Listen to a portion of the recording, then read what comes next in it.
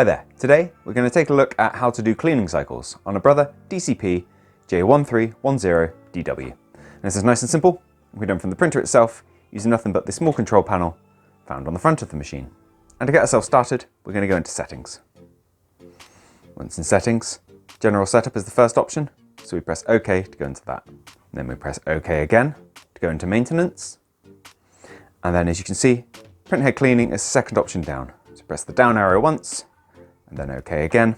And here we have a breakdown of the different cleaning cycles offered. We've got black only, color only, or all. Now, you might be tempted to just go for all, just to make the most of your clean, but please do bear in mind that cleaning cycles force ink through your printer's printhead, so it is quite intense on the ink usage. So if you are only noticing a print quality issue with the black, I'd recommend sticking to black only, and the same if it's a particular color, color only. So I'm going to go into black only, conserve what I've got in this machine. And again, the severity of the clean is tiered. So if you're only just noticing like a few little casual lines here and there on your print, you probably want to just go for normal. But flip side of the coin, if all your colors are missing across all of them, you're probably going to want to go for strongest.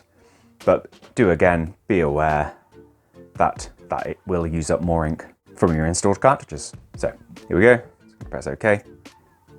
Confirm by pressing right and give the printer a couple minutes. And with clean complete, your printer will offer to print a test page from the machine like we've shown in our previous video. Now I would recommend doing this because it breaks down the 4 different colors used by your printer and makes it very easy to identify exactly where the issue lies.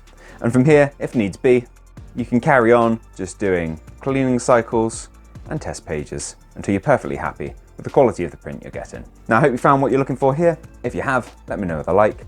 If there's anything else you'd like to add, drop it down in those comments. Otherwise, thank you for taking the time to watch this video, and I'll see you in the next one. Take care, bye bye.